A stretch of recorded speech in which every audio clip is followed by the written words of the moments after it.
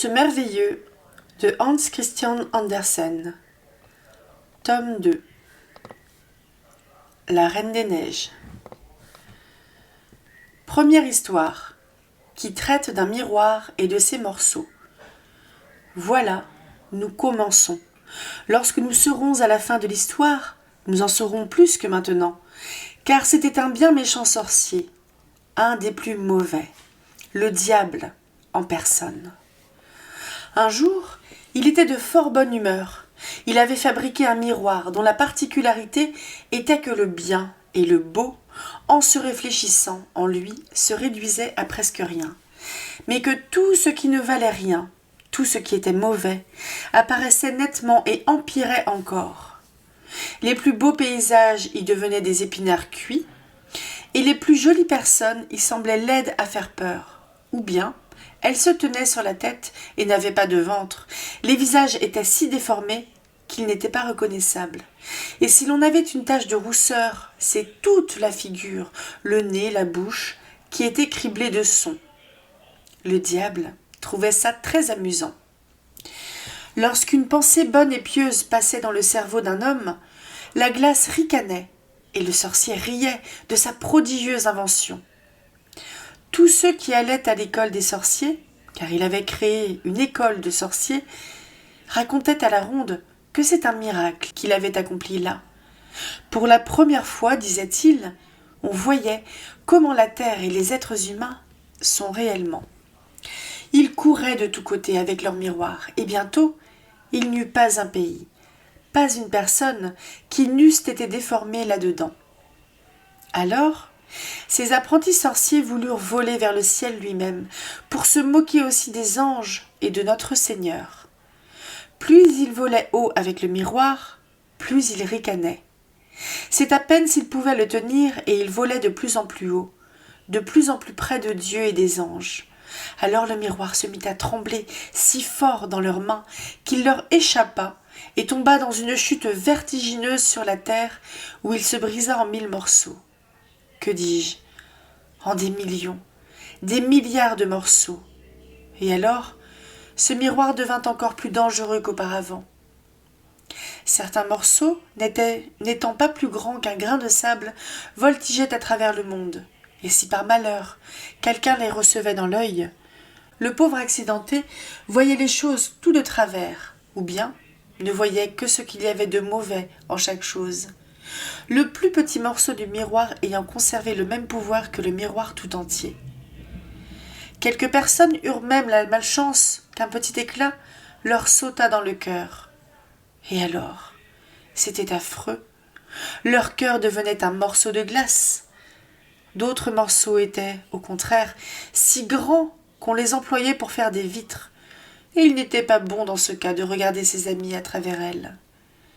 D'autres petits bouts servaient à faire des lunettes. Alors, tout allait encore plus mal. Si quelqu'un les mettait pour bien voir et juger d'une chose en toute équité, le malin riait à s'en faire éclater le ventre, ce qui le chatouillait agréablement. Mais ce n'était pas fini comme ça. Dans l'air volaient encore quelques parcelles du miroir. Écoutez plutôt. Deuxième histoire. Un petit garçon et une petite fille. Dans une grande ville où il y a tant de maisons et tant qu'il ne reste pas assez de place pour que chaque famille puisse avoir son petit jardin, 2 enfants pauvres avaient un petit jardin. Ils n'étaient pas frères et sœurs, mais s'aimaient autant que s'ils l'avaient été. Leurs parents habitaient juste en face les uns des autres, là où le toit d'une maison touchait presque le toit de l'autre, séparés seulement par les gouttières.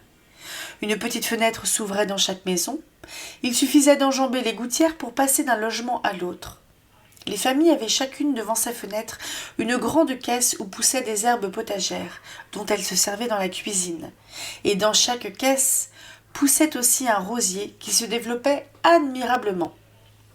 Un jour, les parents eurent l'idée de placer les caisses en travers des gouttières, de sorte qu'elles se rejoignaient presque d'une fenêtre à l'autre, et formaient un jardin miniature.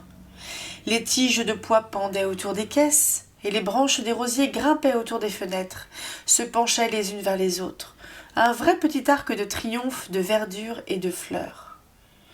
Comme les caisses étaient placées très haut, les enfants savaient qu'ils n'avaient pas le droit d'y grimper seuls, mais on leur permettait souvent d'aller l'un vers l'autre, de s'asseoir chacun sur leur petit tabouret sous les roses, et ils ne jouaient nulle part mieux que là. L'hiver, ce plaisir-là était fini.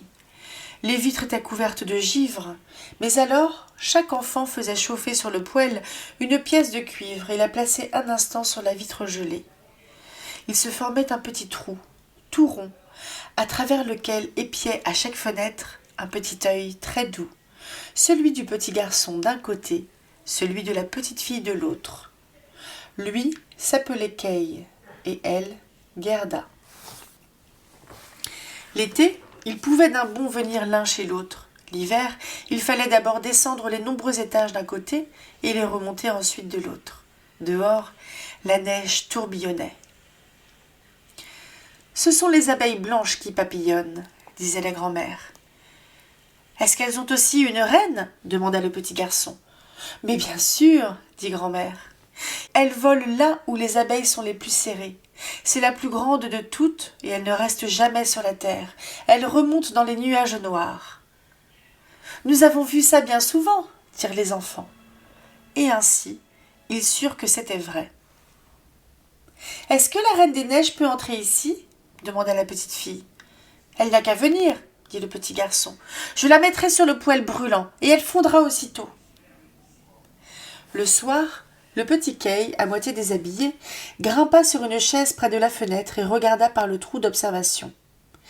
Quelques flocons de neige tombaient au dehors, et l'un de ceux-ci, le plus grand, atterrit sur le rebord d'une des caisses de fleurs. Ce flocon grandit peu à peu et finit par devenir une dame vêtue du plus fin voile blanc, fait de millions de flocons en forme d'étoiles. Elle était belle, si belle, faite de glace aveuglante et scintillante et cependant vivante. Ses yeux étincelaient comme deux étoiles, et il n'y avait en eux ni calme ni repos. Elle fit vers la fenêtre un signe de la tête et de la main. Le petit garçon, tout effrayé, sauta à bas de la chaise. Il lui sembla alors qu'un grand oiseau, au dehors, passait en plein vol devant la fenêtre.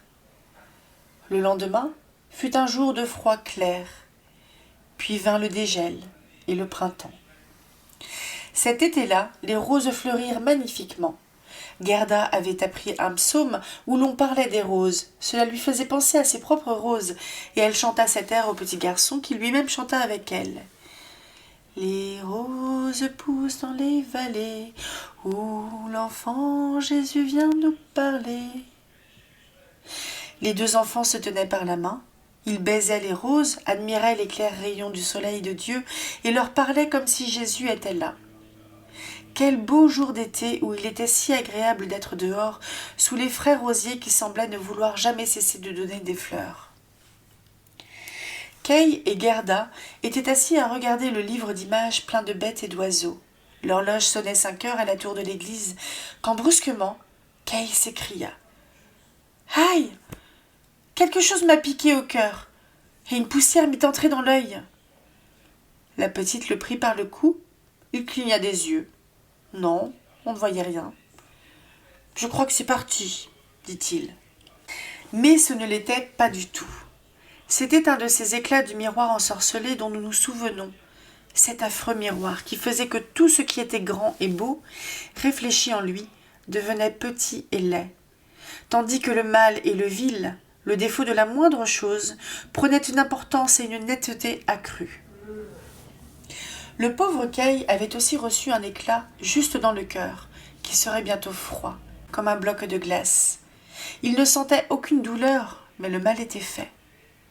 « Pourquoi pleures-tu » cria-t-il. « Tu es laide quand tu pleures. Est-ce que je me plains de quelque chose ?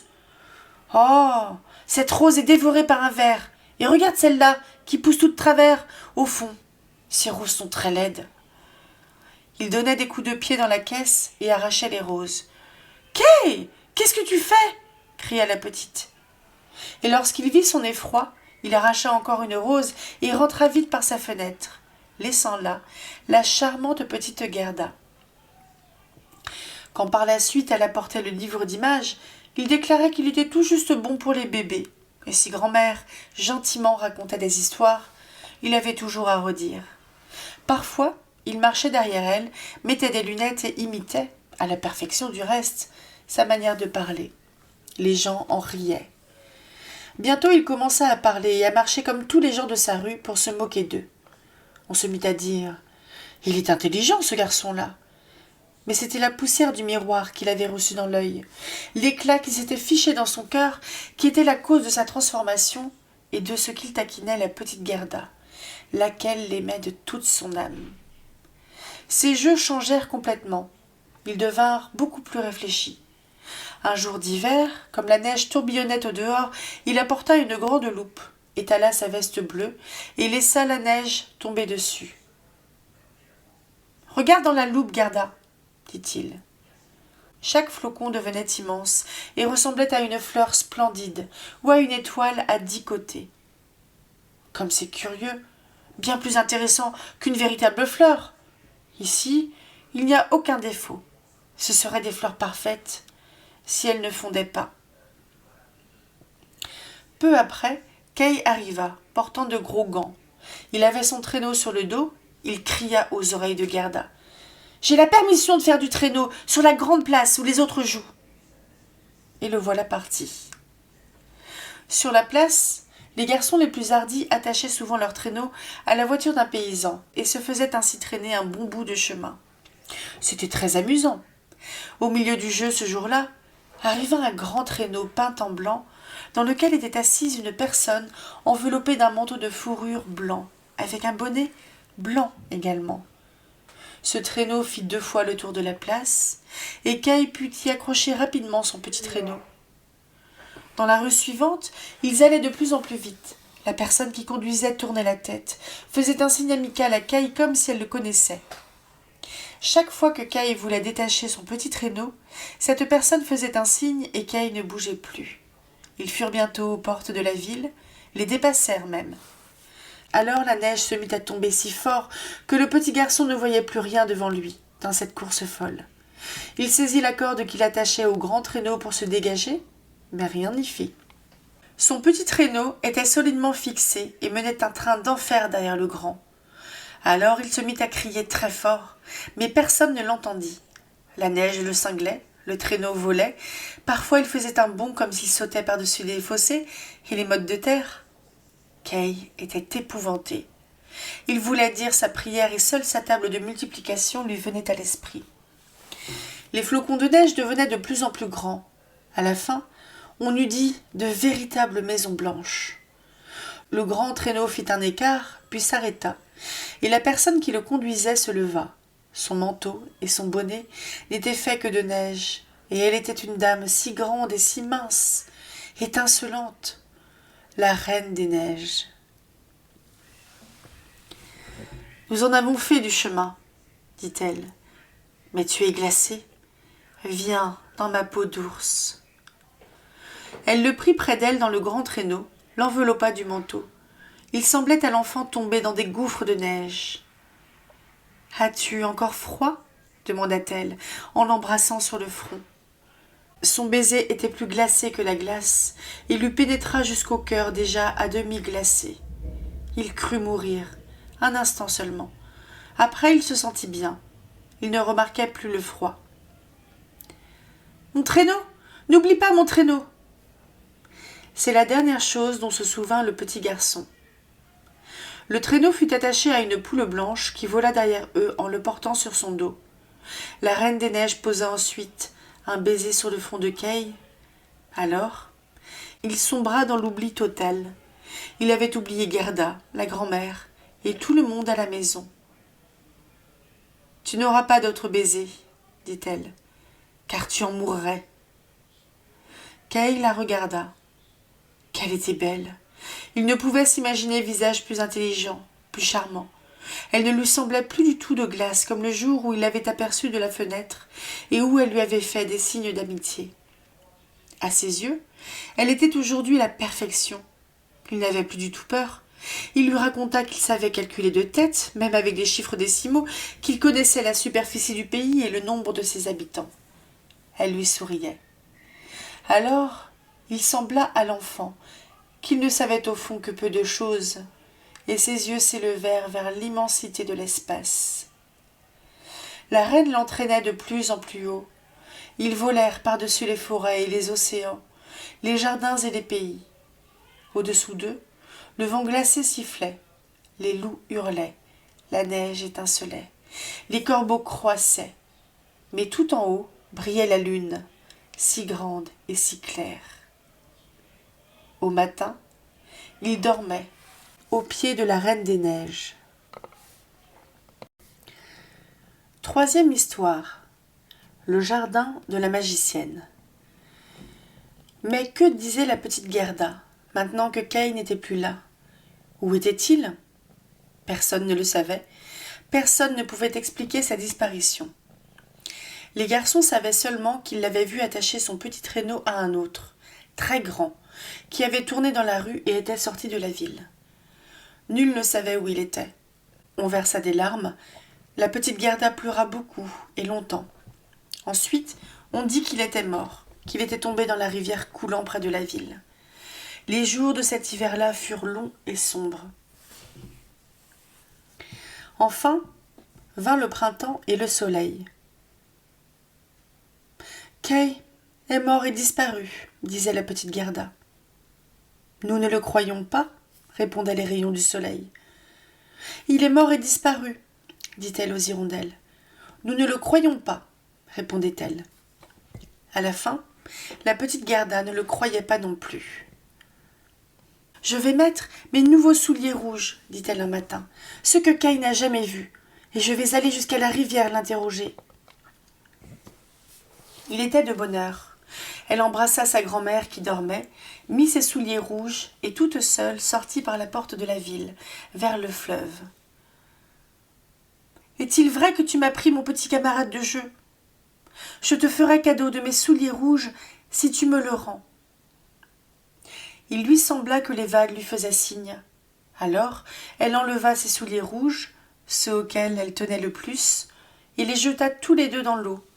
Mais ils tombèrent tout près du bord et les vagues les repoussèrent tout de suite vers elle, comme si la rivière ne voulait pas les accepter, puisqu'elle n'avait pas pris le petit Kay. Gerda crut qu'elle n'avait pas lancé les souliers assez loin. Alors, elle grimpa dans un bateau qui était là entre les roseaux, elle alla jusqu'au bout du bateau et jeta de nouveau ses souliers dans l'eau. Par malheur, le bateau n'était pas attaché, et dans le mouvement qu'elle fit, il s'éloigna de la rive. Elle s'en aperçut aussitôt et voulut retourner à terre. Mais avant qu'elle n'y eût réussi, il était déjà loin sur l'eau et il s'éloignait de plus en plus vite. Alors, la petite Gerda fut prise d'une grande frayeur et se mit à pleurer. Mais personne ne pouvait l'entendre, excepté les moineaux, et ils ne pouvaient pas la porter. Ils volaient seulement le long de la rive en chantant comme pour la consoler. « Nous voici, nous voici !» Le bateau s'en allait à la dérive. La pauvre petite était là, toute immobile sur ses bas. Les petits souliers rouges flottaient derrière elle, mais ne pouvaient atteindre la barque qui allait plus vite. « Peut-être la rivière va-t-elle m'emporter auprès de Kay ?» pensa Gerda en reprenant courage. Elle se leva et durant des heures admira la beauté des rives verdoyantes. Elle arriva ainsi à un grand champ de cerisiers où se trouvait une petite maison, avec de drôles de fenêtres rouges et bleues et un toit de chaume. Devant elle, 2 soldats de bois présentaient les armes à ceux qui passaient. Gerda les appela, croyant qu'ils étaient vivants, mais naturellement, ils ne répondirent pas. Elle les approcha de tout près, et le flot poussa la barque droit vers la terre. Gerda appela plus fort.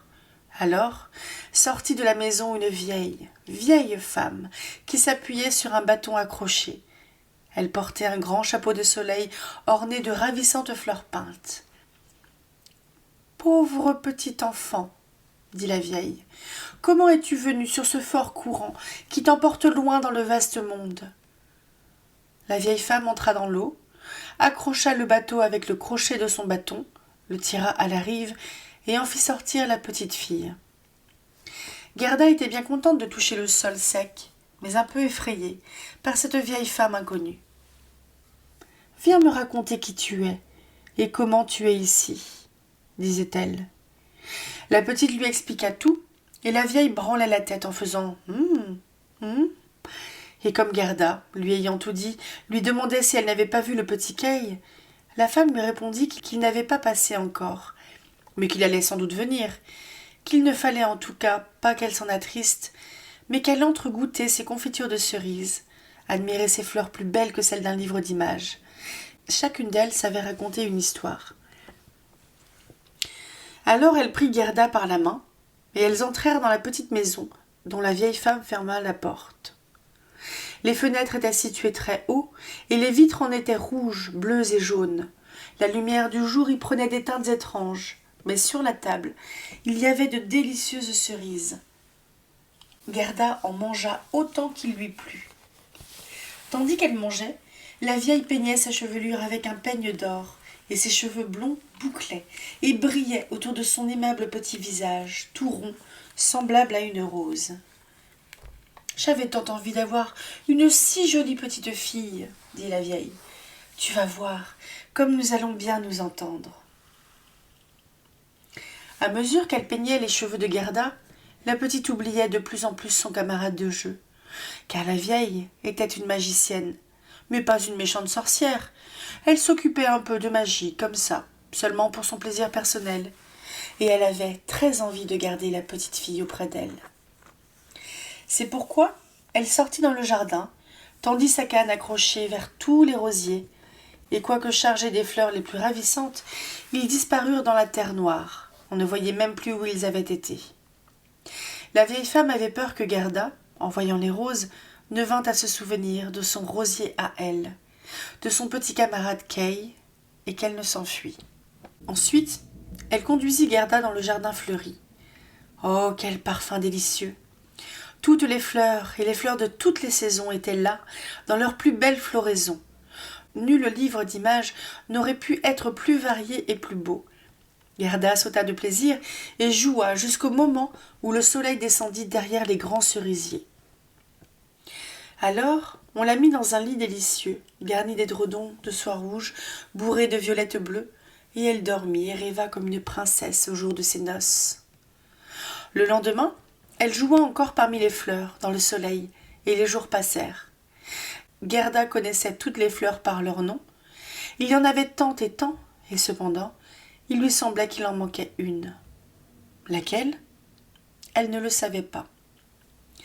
Un jour, elle était là, assise, et regardait le chapeau de soleil de la vieille femme avec les fleurs peintes, où justement la plus belle fleur était une rose.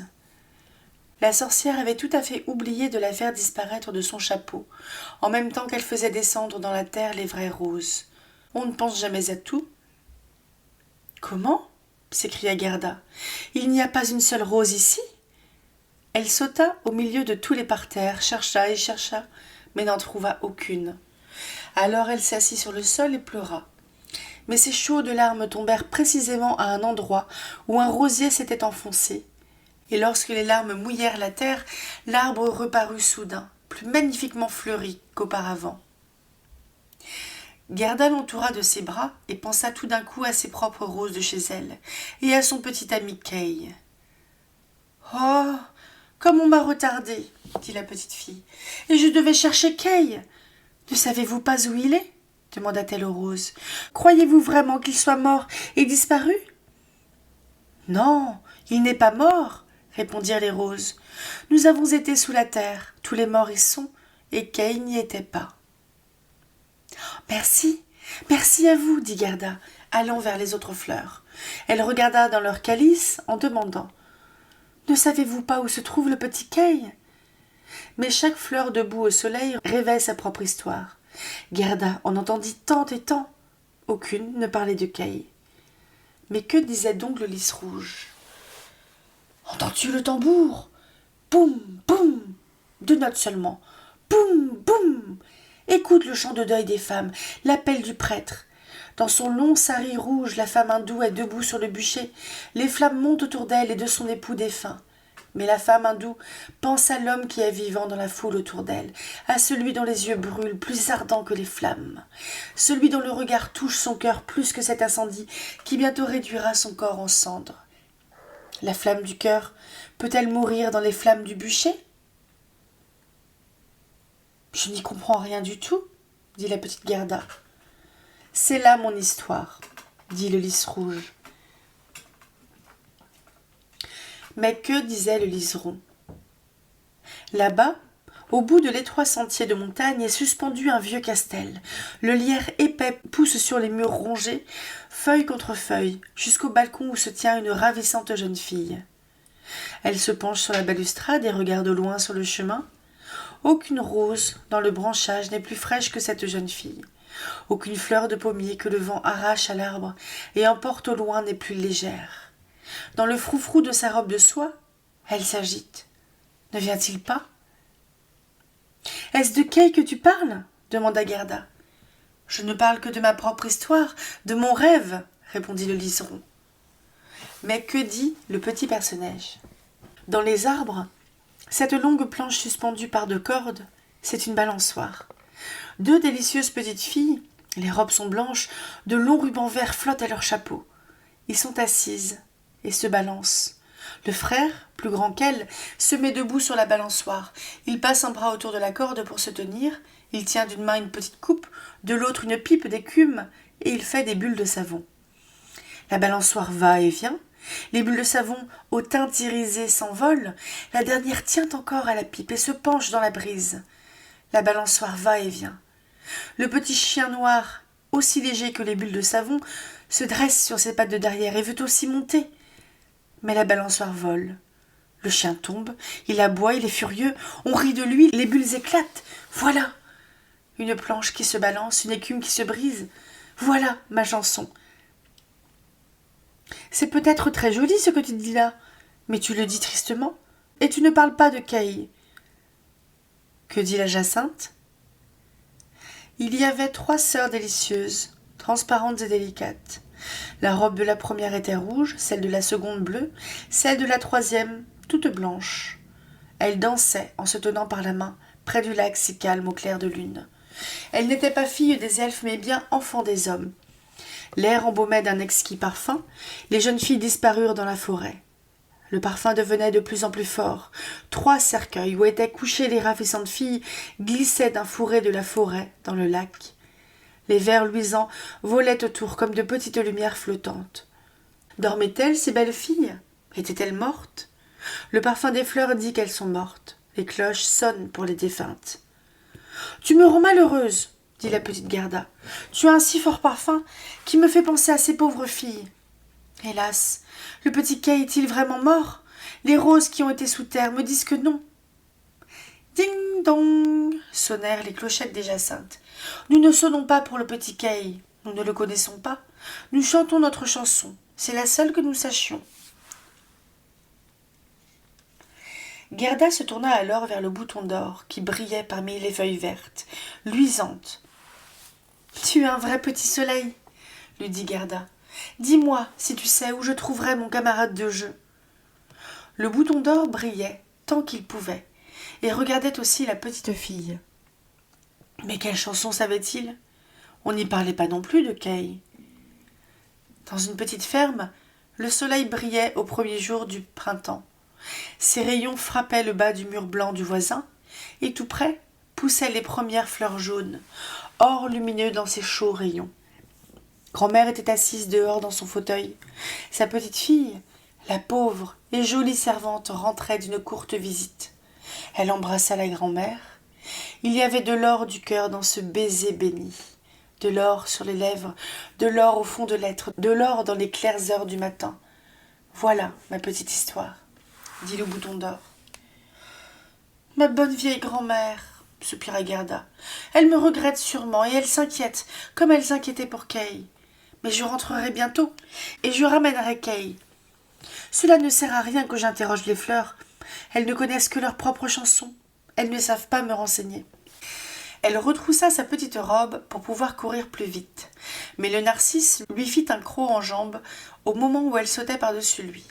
Alors elle s'arrêta, regarda la haute fleur et demanda « Sais-tu par hasard quelque chose ?» Elle se pencha très bas pour être près de lui. Et que dit-il ? « Je me vois moi-même. Oh, oh, quel parfum je répands! Là-haut, dans la mansarde, à demi vêtue, se tient une petite danseuse, tantôt sur une jambe, tantôt sur les deux. Elle envoie promener le monde entier de son pied. Au fond, elle n'est qu'une illusion visuelle, pure imagination. Elle verse l'eau de la théière sur un morceau d'étoffe qu'elle tient à la main. C'est son corselet. La propreté est une chose.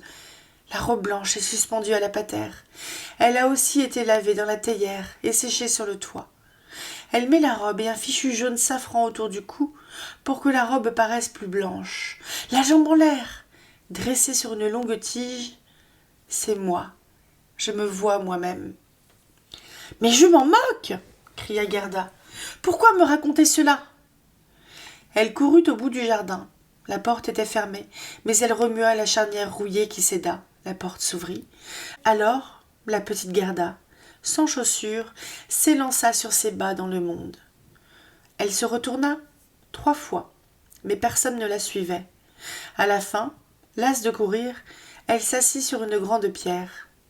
Lorsqu'elle regarda autour d'elle, elle vit que l'été était passé. On était très avancé dans l'automne, ce qu'on ne remarquait pas du tout dans le jardin enchanté, où il y avait toujours du soleil et toutes les fleurs de toutes les saisons. « Mon Dieu, que j'ai perdu de temps !» s'écria la petite Gerda. « Voilà que nous sommes en automne. Je n'ai pas le droit de me reposer. » Elle se leva et repartit. Comme ses petits pieds étaient endoloris et fatigués. Autour d'elle, tout était froid et hostile. Les longues feuilles de saule étaient toutes jaunes et le brouillard s'égouttait d'elles. Une feuille après l'autre tombait à terre. Seul le prunelier avait des fruits âcres à vous resserrer toutes les gencives. Oh, que tout était gris et lourd dans le vaste monde. 4e histoire. Prince et princesse.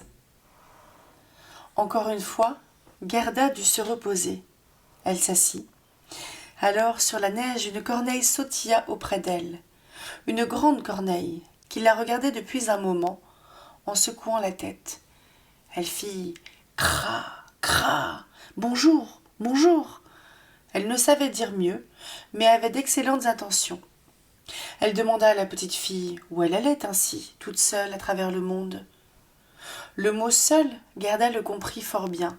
Elle sentait mieux que quiconque tout ce qu'il pouvait contenir. Elle raconta toute sa vie à la corneille et lui demanda si elle n'avait pas vu Kay. La corneille hochait la tête et semblait réfléchir. « Mais peut-être bien, ça se peut. Vraiment, tu le crois ?» cria la petite fille. Elle aurait presque tué la corneille tant elle l'embrassait. « Doucement, doucement !» fit la corneille. « Je crois que ce pourrait bien être Kay, mais il t'a sans doute oublié pour la princesse. »« Est-ce qu'il habite chez une princesse ?» demanda Gerda. « Oui. Écoute, mais je m'exprime si mal dans ta langue. Si tu comprenais le parler des corneilles, ce me serait plus facile. »« Non, ça je ne l'ai pas appris, » dit Gerda. « Mes grand-mères le savaient, elles savaient tout. Si seulement je l'avais appris. »« Ça ne fait rien. Je raconterai comme je pourrai, très mal sûrement. » Et elle se mit à raconter. Dans ce royaume où nous sommes habite une princesse d'une intelligence extraordinaire. L'autre jour, qu'elle était assise sur le trône, ce n'est pas si amusant d'après ce qu'on dit, elle se mit à fredonner. « Pourquoi ne pas me marier ?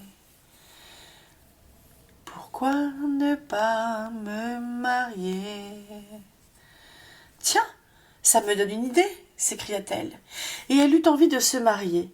Mais elle voulait un mari capable de répondre avec esprit quand on lui parlait de toutes choses. « Chaque mot que je dis est la pure vérité, » interrompit la corneille. « J'ai une fiancée qui est apprivoisée et se promène librement dans le château.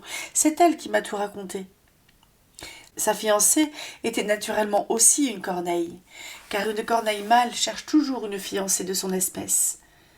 Tout de suite, les journaux parurent avec une bordure de cœur et l'initiale de la princesse.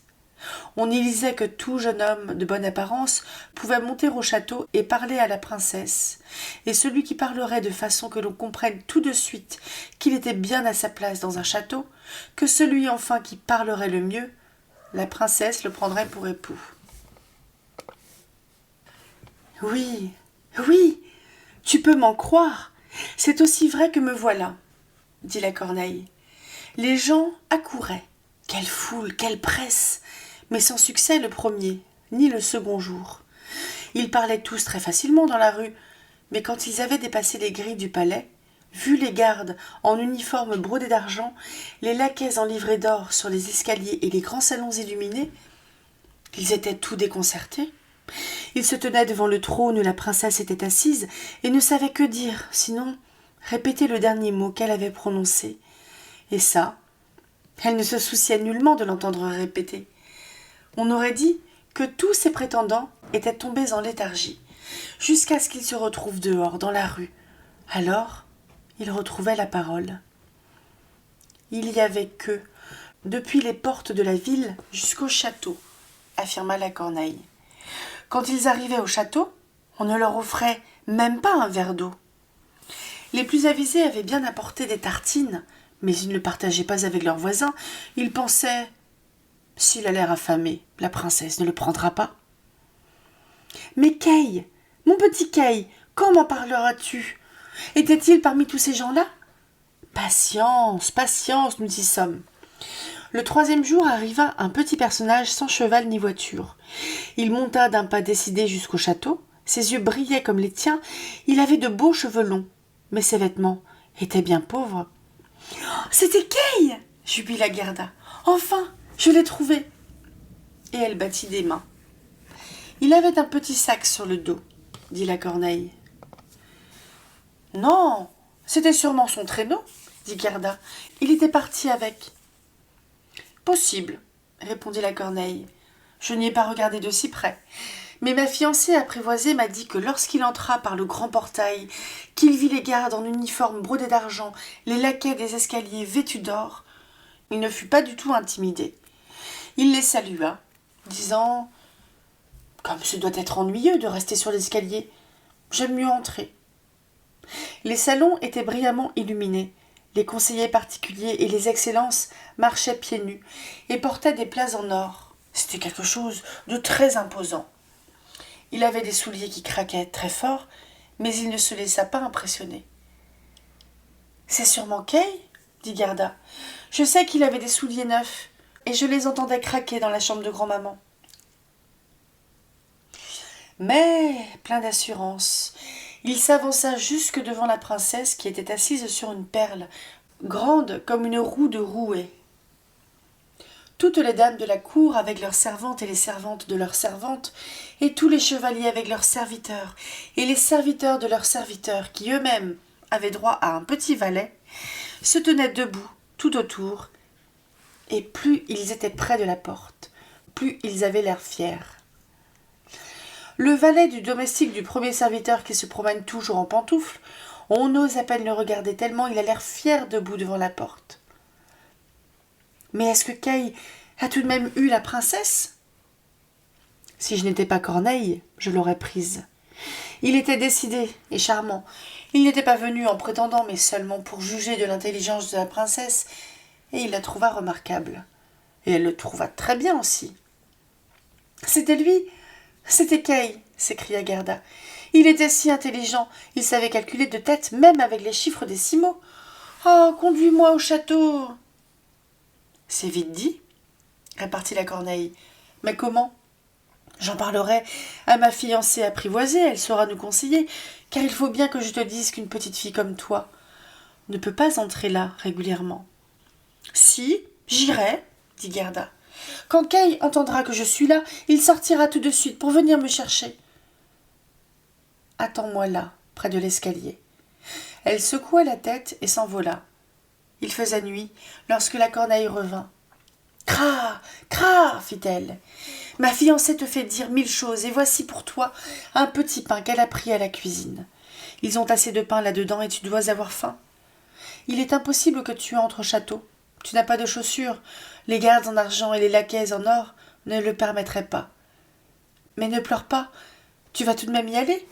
Ma fiancée connaît un petit escalier dérobé qui conduit à la chambre à coucher, et elle sait où elle peut en prendre la clé. » Alors, la corneille et Gerda s'en allèrent dans le jardin, dans les grandes allées où les feuilles tombaient l'une après l'autre. Puis, au château, où les lumières s'éteignaient l'une après l'autre, et la corneille conduisit Gerda jusqu'à une petite porte de derrière qui était entrebâillée. Oh, comme le cœur de Gerda battait d'inquiétude et de désir, comme si elle faisait quelque chose de mal, et pourtant, elle voulait seulement savoir s'il s'agissait bien de Kay. Oui, ce ne pouvait être que lui. Elle pensait si intensément à ses yeux intelligents, à ses longs cheveux, elle le voyait vraiment sourire, comme lorsqu'ils étaient à la maison sous les roses. Il serait sûrement content de la voir, de savoir quel long chemin elle avait fait pour le trouver. Les voilà dans l'escalier, où brûlait une petite lampe sur un buffet. Au milieu du parquet se tenait la corneille apprivoisée, qui tournait la tête de tous les côtés, et considérait Gerda, laquelle fit une révérence comme grand-mère lui avait appris. « Mon fiancé m'a dit tant de bien de vous, ma petite demoiselle, » dit la corneille apprivoisée. « Du reste, votre curriculum vitae, comme on dit, est si touchant. Voulez-vous tenir la lampe ? Je marcherai devant. Nous irons tout droit. Ici, nous ne rencontrerons personne. » « Il me semble que quelqu'un marche juste derrière nous, » dit Gerda. Quelque chose passa près d'elle, embruissant. Sur les murs glissaient des ombres, chevaux aux crinières flottantes et aux jambes fines, jeunes chasseurs, cavaliers et cavalières. « Rêve que tout cela, » dit la corneille. « Ils viennent seulement orienter vers la chasse les rêves de nos princes. Nous pourrons d'autant mieux les contempler dans leur lit. Mais autre chose, si vous entrez en grâce et prenez de l'importance ici, vous montrerez-vous reconnaissante ? » « Ne parlons pas de cela, » dit la corneille de la forêt. Ils entrèrent dans la première salle tendue de satin rose à grandes fleurs. Les rêves les avaient dépassés et couraient si vite que Gerda ne put apercevoir les hauts personnages. Les salles se succédaient l'une plus belle que l'autre. On en était impressionné, et ils arrivèrent à la chambre à coucher.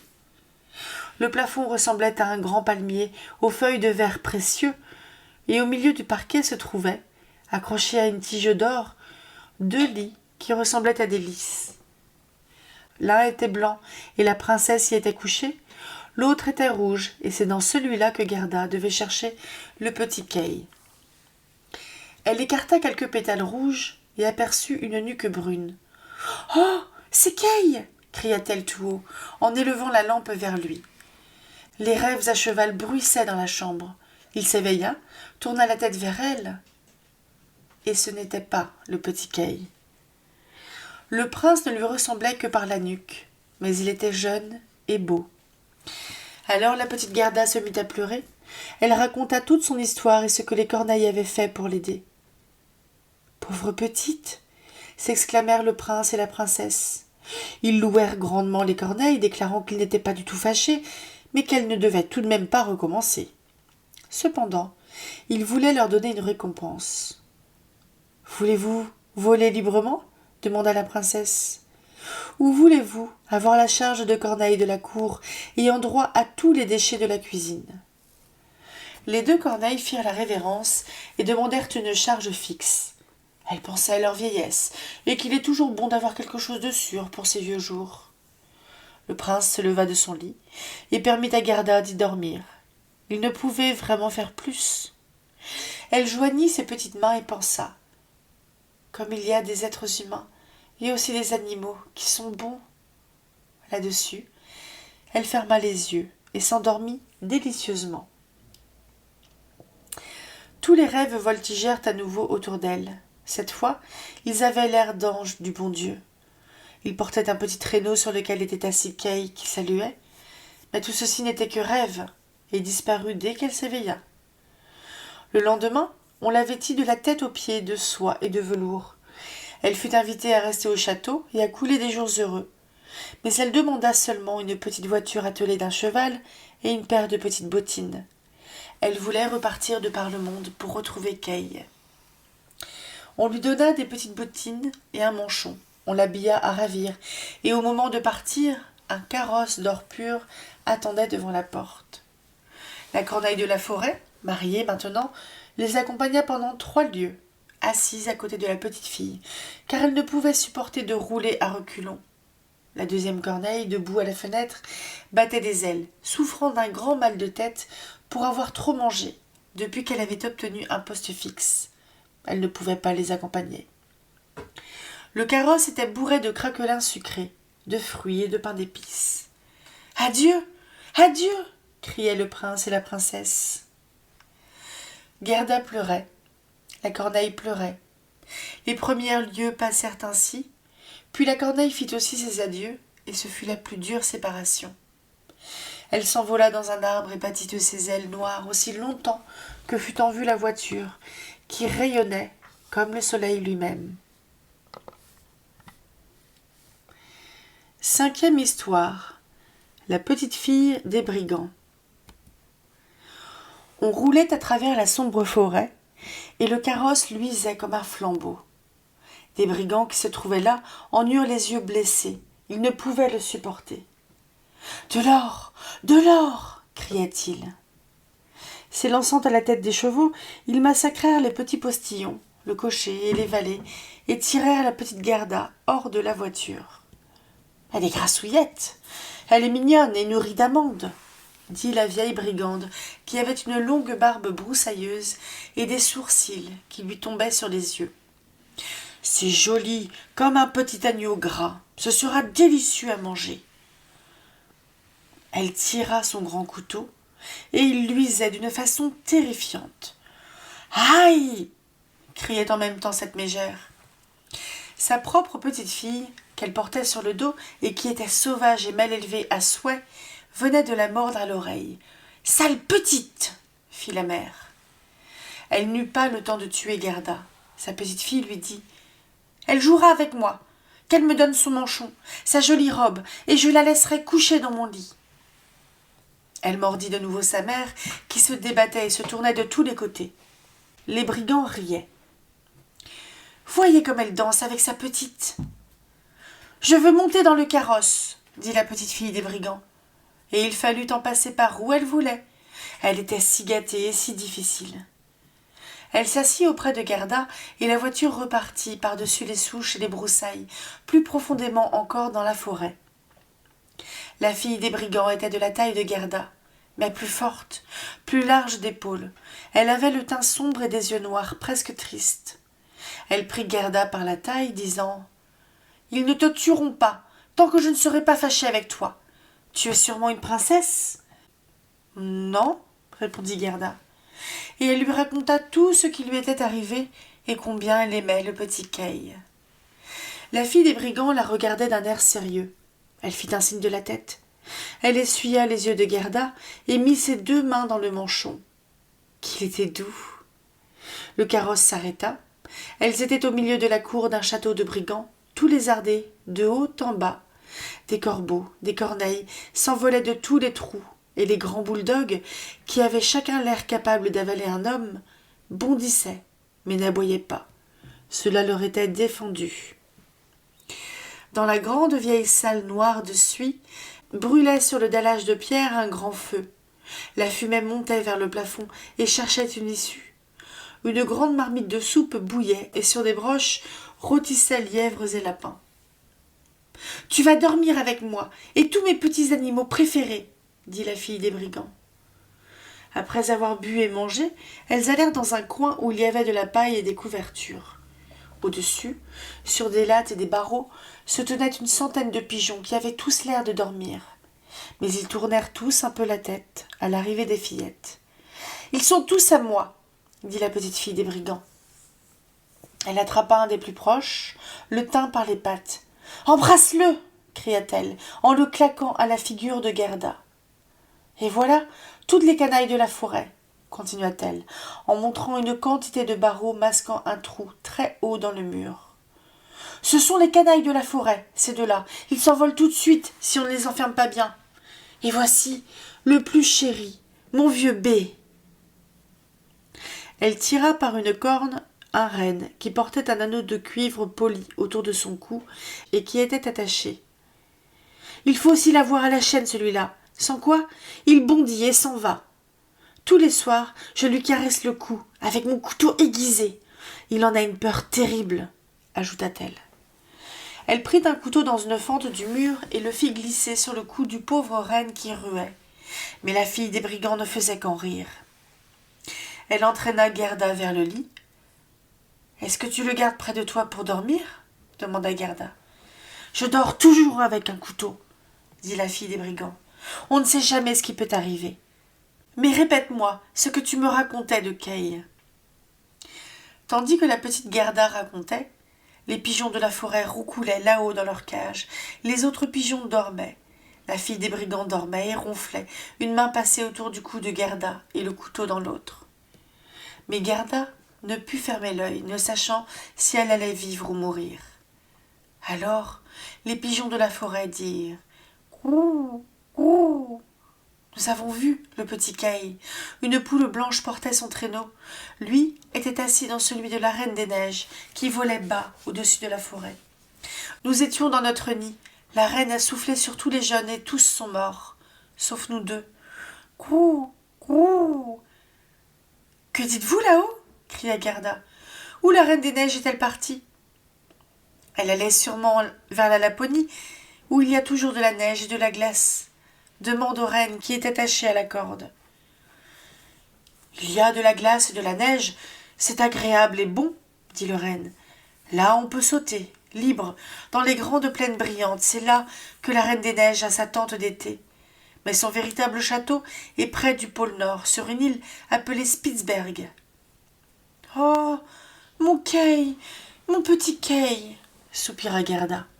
« Si tu ne te tiens pas tranquille, » dit la fille des brigands, à demi réveillée, « je te plante le couteau dans le ventre. » Au matin, Gerda raconta à la fillette ce que les pigeons, le renne, lui avaient dit, et la fille des brigands avait un air très sérieux. Elle disait « Ça m'est égal, ça m'est égal. »«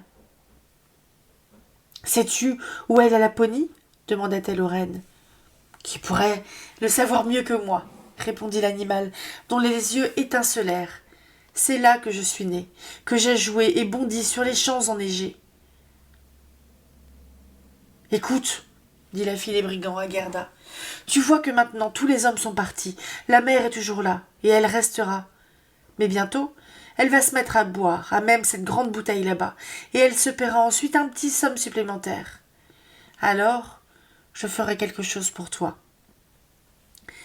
Lorsque la mère eut bu la bouteille et se fut rendormie, la fille des brigands alla vers le renne et lui dit « Cela m'aurait amusé de te chatouiller encore souvent le cou avec mon couteau aiguisé, car tu es si amusant quand tu as peur. Mais tant pis, je vais te détacher et t'aider à sortir pour que tu puisses courir jusqu'en Laponie. Mais il faudra prendre tes jambes à ton cou et m'apporter cette petite fille au château de la Reine des Neiges, où est son camarade de jeu. Tu as sûrement entendu ce qu'elle t'a raconté. Elle parlait assez fort et tu es toujours à écouter. » Le renne sauta en l'air de joie. La fille des brigands souleva Gerda et prit la précaution de l'attacher fermement sur le dos de la bête. Elle la fit même asseoir sur un petit coussin. « Ça m'est égal, » dit-elle. « Prends tes bottines fourrées, car il fera froid. Mais le manchon, je le garde, il est trop joli. Et comme je ne veux pas que t'aies froid, voilà les immenses moufles de ma mère. Elles te monteront jusqu'au coude. Fourre-moi tes mains là-dedans.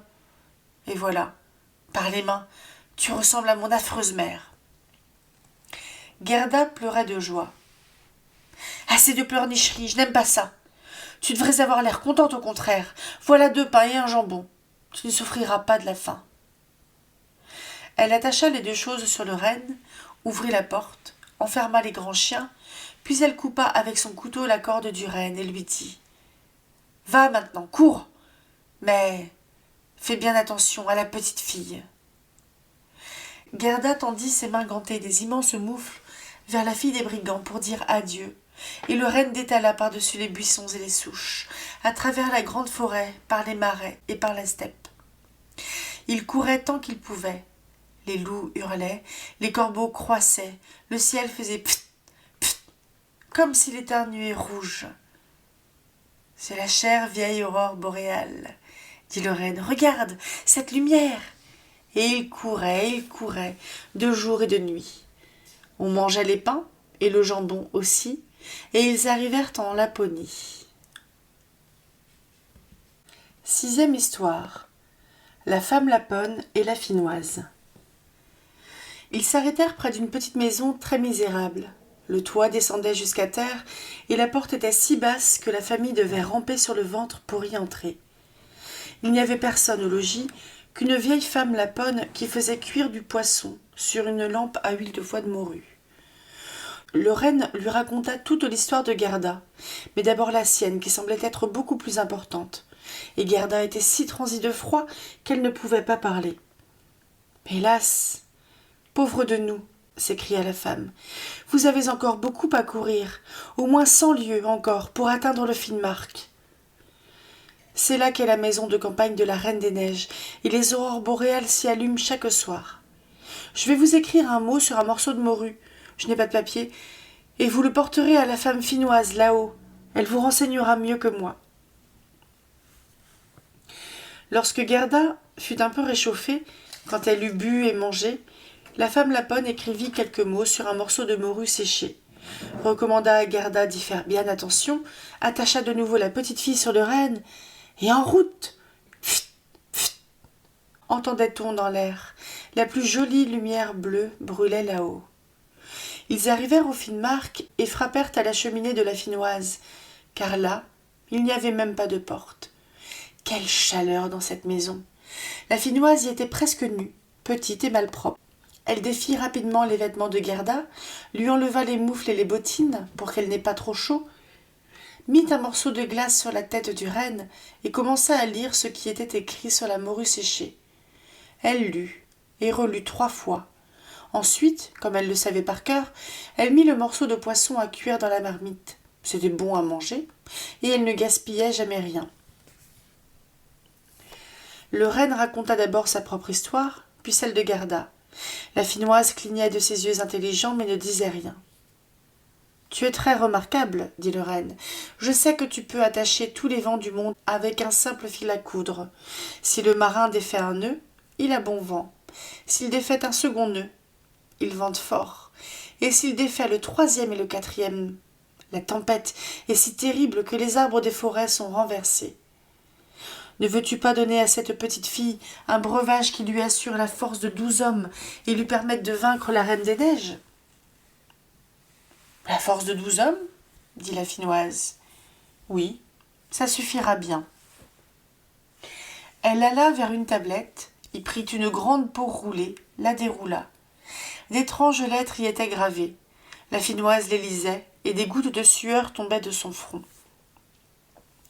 Le renne la pria encore si fort pour Gerda, et la petite la regarda avec des yeux si suppliants, si pleins de larmes, que la Finnoise se remit à cligner des siens. Elle attira le renne dans un coin et lui murmura quelque chose, tout en lui mettant de la glace fraîche sur la tête. Le petit Kay est en effet chez la Reine des Neiges, et il y est parfaitement heureux.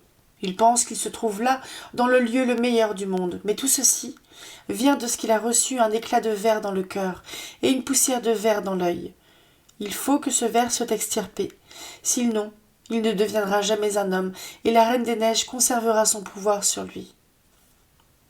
Mais ne peux-tu faire prendre à Gerda un breuvage qui lui donnerait un pouvoir magique sur tout cela ? Je ne peux pas lui donner un pouvoir plus grand que celui qu'elle a déjà. Ne vois-tu pas comme il est grand ? Ne vois-tu pas comme les hommes et les animaux sont forcés de la servir ? Comment pieds nus elle a réussi à parcourir le monde ? Ce n'est pas par nous qu'elle peut gagner son pouvoir, qui réside dans son cœur d'enfant innocente et gentille. Si elle ne peut pas par elle-même entrer chez la Reine des Neiges et arracher les morceaux de verre du cœur et des yeux de Kay, nous ne pouvons l'aider. Le jardin de la Reine commence à 2 lieues d'ici. Conduis la petite fille jusque-là. Fais-la descendre près du buisson qui, dans la neige, porte des baies rouges. Ne tiens pas de parlotte inutile et reviens au plus vite. Ensuite, la femme finnoise souleva Gerda et la replaça sur le dos du renne, qui repartit à toute allure. « Oh, je n'ai pas mes bottines, je n'ai pas mes moufles !» criait la petite Gerda, s'en apercevant dans le froid cuisant. Le renne n'osait pas s'arrêter. Il courait. Enfin, il arriva au grand buisson qui portait des baies rouges. Là, il mit Gerda à terre, l'embrassa sur la bouche. De grandes larmes brillantes roulaient le long de ses joues, le long des joues de l'animal, et il se remit à courir, aussi vite que possible, pour s'en retourner. Et voilà, La pauvre Gerda, sans chaussures, sans gants, dans le terrible froid du Finnmark. Elle se mit à courir en avant, aussi vite que possible, mais un régiment de flocons de neige venait à sa rencontre. Il ne tombait pas du ciel, qui était parfaitement clair, et où brillait l'aurore boréale. Il courait sur la terre, et à mesure qu'il s'approchait, il devenait de plus en plus grand. Gerda se rappelait combien ils étaient grands et bien faits le jour où elle les avait regardés à travers la loupe. Mais ici, ils étaient encore bien plus grands, effrayants, vivants, l'avant-garde de la Reine des Neiges. Ils prenaient les formes les plus bizarres, quelques-uns avaient l'air de grands hérissons affreux, d'autres semblaient des nœuds de serpents avançant leur tête, d'autres ressemblaient à de gros petits ours aux poils luisants. Ils étaient tous d'une éclatante blancheur. Alors, la petite Gerda se mit à dire sa prière. Le froid était si intense que son haleine sortait de sa bouche comme une vraie fumée. Cette haleine devint de plus en plus dense et se transforma en petits anges lumineux qui grandissaient de plus en plus, en touchant la terre. Ils avaient tous des casques sur la tête, une lance et un bouclier dans les mains. Ils étaient de plus en plus nombreux. Lorsque Gerda eut fini sa prière, ils formaient une légion autour d'elle. Ils combattaient de leurs lances les flocons de neige et les faisaient éclater en 1000 morceaux. Et la petite Gerda s'avança d'un pas assuré, intrépide. Les anges lui tapotaient les pieds et les mains. Elle ne sentait plus le froid et marchait rapidement vers le château. Maintenant, il nous faut voir d'abord comment était Kay. Il ne pensait absolument pas à la petite Gerda, et encore moins qu'elle pût être là, devant le château. 7e histoire. Ce qui s'était passé au château de la Reine des Neiges et ce qui eut lieu par la suite. Les murs du château étaient faits de neige pulvérisée, les fenêtres et les portes de vent coupant. Il y avait plus de 100 salles formées par des tourbillons de neige. La plus grande s'étendait sur plusieurs lieues. Toutes étaient éclairées de magnifiques aurores boréales. Elles étaient grandes, vides, glacialement froides et étincelantes. Aucune gaieté ici. Pas le plus petit bal d'ours où le vent aurait pu souffler et les ours blancs marchaient sur leurs pattes de derrière en prenant des airs distingués. Pas la moindre partie de cartes amenant des disputes et des coups, pas la moindre invitation au café de ces demoiselles, les renardes blanches. Les salons de la Reine des Neiges étaient vides, grands et glacés. Les aurores boréales luisaient si vivement et si exactement que l'on pouvait prévoir le moment où elles seraient à leur apogée, et celui où, au contraire, elles seraient à leur décrue la plus marquée. Au milieu de ces salles neigeuses, vides et sans fin, il y avait un lac gelé dont la glace était brisée en 1000 morceaux, mais en morceaux si identiques les uns aux autres que c'était une véritable merveille. Au centre trônait la Reine des Neiges, quand elle était à la maison. Elle disait qu'elle siégerait là, sur le miroir de la raison, l'unique et le meilleur au monde. Le petit Kay était bleu de froid, même presque noir, mais il ne le remarquait pas. Un baiser de la reine lui avait enlevé la possibilité de sentir le frisson du froid, et son cœur était un bloc de glace, ou tout comme. Il cherchait à droite et à gauche quelques morceaux de glace plats et coupants qu'il disposait de 1000 manières. Il voulait obtenir quelque chose, comme nous autres, lorsque nous voulons obtenir une image en assemblant des petites plaques de bois découpées, ce que nous appelons jeu chinois ou puzzle. Lui aussi voulait former des figures, et les plus compliquées, ce qu'il appelait le jeu de glace de la raison, qui prenait à ses yeux une très grande importance par suite de l'éclat de verre qu'il avait dans l'œil. Il formait avec ces morceaux de glace un mot, mais n'arrivait jamais à obtenir le mot exact qu'il aurait voulu, le mot éternité. La Reine des Neiges lui avait dit « Si tu arrives à former ce mot, tu deviendras ton propre maître. Je t'offrirai le monde entier et une paire de nouveaux patins. » Mais il n'y arrivait pas. « Maintenant, je vais m'envoler vers les pays chauds, » dit la reine. « Je veux jeter un coup d'œil dans les marmites noires. » Elle parlait des volcans qui crachent le feu, l'Etna et le Vésuve. « Je vais les blanchir.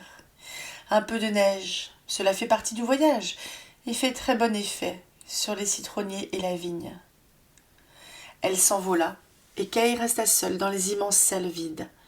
Il regardait les morceaux de glace et réfléchissait. Il réfléchissait si intensément que tout craquait en lui. Assis là, raide, immobile, on aurait pu le croire mort, gelé. Et c'est à ce moment que la petite Gerda entra dans le château par le grand portail fait de vents aigus. Elle récita sa prière du soir et le vent s'apaisa, comme s'il allait s'endormir. Elle entra dans la grande salle vide et glacée. Alors, elle vit Kay. Elle le reconnut. Elle lui sauta au cou, le tint serré contre elle, et elle criait « Kay, mon gentil petit Kay, je te retrouve enfin !» Mais lui restait immobile, raide et froid. Alors Gerda pleura de chaudes larmes qui tombèrent sur la poitrine du petit garçon, pénétrèrent jusqu'à son cœur, firent fondre le bloc de glace, entraînant l'éclat de verre qui se trouvait là. Il la regarda. Elle chantait le psaume. « Les roses poussent dans les vallées où l'enfant Jésus vient nous parler. » Alors, Kay éclata en sanglots. Il pleura si fort que la poussière de glace coula hors de son œil. Il reconnut Gerda et cria, débordant de joie. « Gerda, chère petite Gerda, où es-tu restée si longtemps? Où ai-je été moi-même ?» Il regarda alentour. « Qu'il fait froid ici, que tout est vide et grand. » Il se serrait contre sa petite amie qui riait et pleurait de joie. Un infini bonheur s'épanouissait. Les morceaux de glace eux-mêmes dansaient de plaisir, et lorsque les enfants s'arrêtèrent fatigués, il forma justement le mot que la Reine des Neiges avait dit à Kay de composer. Éternité. Il devenait donc son propre maître. Elle devait lui donner le monde et une paire de patins neufs. Gerda lui baisa les joues et elle devint rose. Elle baisa ses yeux et ils brillèrent comme les siens. Elle baisa ses mains et ses pieds et il redevint sain et fort. La Reine des Neiges pouvait rentrer. La lettre de franchise de Kay était là, écrite dans les morceaux de glace étincelants. Éternité. Alors les deux enfants se prirent par la main et sortirent du grand château. Ils parlaient de grand-mère et de rosiers sur le toit. Les vents s'apaisaient, le soleil se montrait. Ils atteignirent le buisson au baies rouge. Le renne était là. Il les attendait. Il vivait avec lui. Il avait avec lui une jeune femelle dont le pis était plein. Elle donna aux enfants son lait chaud et les baisa sur la bouche. Les deux animaux portèrent Kay et Gerda d'abord chez la femme finnoise où ils se réchauffèrent dans sa chambre et qui leur donna des indications pour le voyage de retour. Puis chez la femme Laponne, qui leur avait cousu des vêtements neufs et avait préparé son traîneau. Les deux reines bondissaient à côté d'eux, tandis qu'ils glissaient sur le traîneau. Ils les accompagnèrent jusqu'à la frontière du pays où se montraient les premières verdures. Là, ils firent leurs adieux aux reines et à la femme Laponne. Les premiers petits oiseaux se mirent à gazouiller. La forêt était pleine de pousses vertes. Et voilà que s'avançait vers eux sur un magnifique cheval que Gerda reconnut aussitôt, il avait été attelé devant le carrosse d'or, s'avançait vers eux, une jeune fille portant un bonnet rouge et tenant des pistolets devant elle. C'était la petite fille des brigands qui s'ennuyait à la maison et voulait voyager, d'abord vers le nord, ensuite ailleurs, si le nord ne lui plaisait pas. « Tu t'y entends à faire trotter le monde, dit-elle au petit Kay. Je me demande si tu vaut la peine qu'on court au bout du monde pour te chercher. » Gerda lui caressa les joues et demanda des nouvelles du prince et de la princesse. « Ils sont partis, à l'étranger, » dit la fille des brigands. « Et la corneille ?» demanda Gerda. « La corneille est morte, » répondit-elle. « Sa chérie apprivoisée est veuve et porte un bout de laine noire à la patte. Elle se plaint lamentablement. Quelle bêtise! Mais raconte-moi ce qui t'est arrivé. Et comment l'as-tu retrouvé ?» Gerda et Kay racontaient tous les deux en même temps. « Et patati et patata » dit la fille des brigands, et elle leur serra la main à tous les deux et promit, si elles traversaient leur ville, d'aller leur rendre visite. Et puis, elle partit dans le vaste monde. Kay et Gerda allaient la main dans la main, et tandis qu'ils marchaient, un printemps délicieux, plein de fleurs et de verdure, les enveloppait. Les cloches sonnaient. Ils reconnaissaient les hautes tours, la grande ville où ils habitaient. Ils allèrent à la porte de grand-mère, montèrent l'escalier, entrèrent dans la chambre où tout était à la même place qu'autrefois. La pendule faisait tic-tac, les aiguilles tournaient, mais en passant la porte, ils s'aperçurent qu'ils étaient devenus des grandes personnes. Les rosiers dans la gouttière étendaient leurs fleurs à travers les fenêtres ouvertes. Leurs petites chaises d'enfants étaient là. Kay et Gerda s'assirent chacun sur la sienne, en se tenant toujours la main. Ils avaient oublié, comme on oublie un rêve pénible, les splendeurs vides du château de la Reine des Neiges. Grand-mère était assise dans le clair soleil de Dieu et lisait la Bible à voix haute. « Si vous n'êtes pas semblable à des enfants, vous n'entrerez pas dans le royaume de Dieu. » Kay et Gerda se regardèrent dans les yeux et comprirent d'un coup le vieux psaume. Les roses poussent dans la vallée, où l'enfant Jésus vient nous parler. Ils étaient assis là, tous deux, adultes et cependant enfants par le cœur. C'était l'été. Le doux été béni.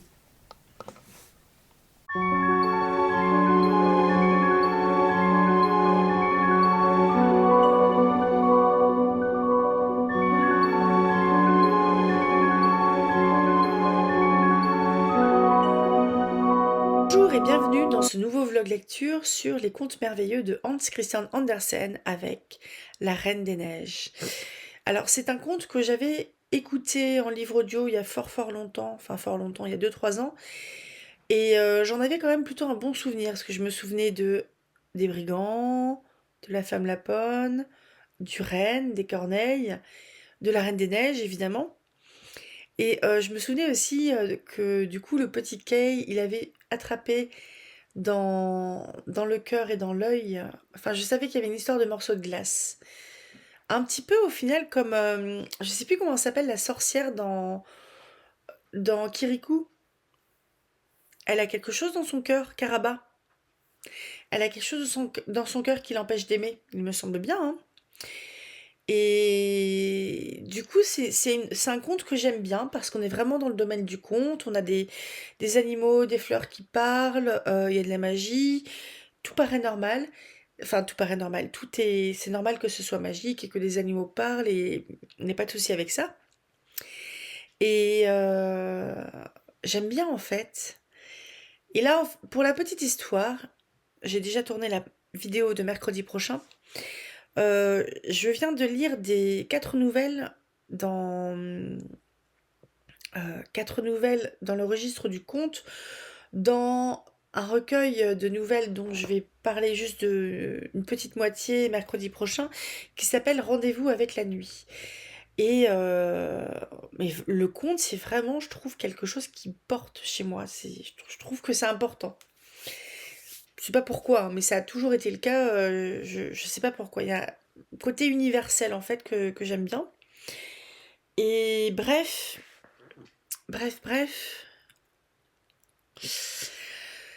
J'aime bien ce conte. Je crois que j'avais encore j'avais oublié en fait que la Reine des Neiges n'avait pas un rôle si important que ça. Parce qu'au final, c'est l'hiver, en quelque sorte, la Reine des Neiges. Et je crois que je la confondais un petit peu avec la sorcière blanche dans Narnia, peut-être. Je sais plus. Merde, comment elle s'appelle? Kate Blanchette? Non, peut-être. J'ai un doute. Enfin bref, j'avais un peu j'avais cette idée en tête, mais je pense que la sorcière blanche est inspirée de la Reine des Neiges. Alors la Reine des Neiges, le dessin animé de Disney, je m'en souviens plus trop, parce que ça fait un moment que je l'ai pas vu. Mais voilà. J'aime bien en fait que ce soit aussi un conte qui soit par étapes, il y a 7 histoires, il y en a qui... Enfin, l'histoire de début, elle est très courte, et j'ai vraiment l'impression que la version que j'ai entendue était plus longue. Donc est-ce qu'il y a plusieurs versions de Hans Christian Andersen, avec certaines qui sont plus longues que d'autres? Peut-être, je sais pas. Et j'ai en même temps l'impression aussi que le conte, il est quand même assez long. Mais j'aime bien le fait qu'il soit... j'aime bien le fait qu'il soit un peu divisé en plusieurs histoires, parce que déjà ça permet de le séquencer, et puis Puis ça fait des épisodes en quelque sorte. Donc je pense même à si on raconte la Reine des Neiges le soir au moment de dormir, une petite histoire à dodo. Ah tiens, j'avais envie de parler aussi des brigands. Parce que vu comment ils sont décrits, ils me font quand même vachement penser à des ogres ou quelque chose comme ça. On a quand même la brigande qui voulait manger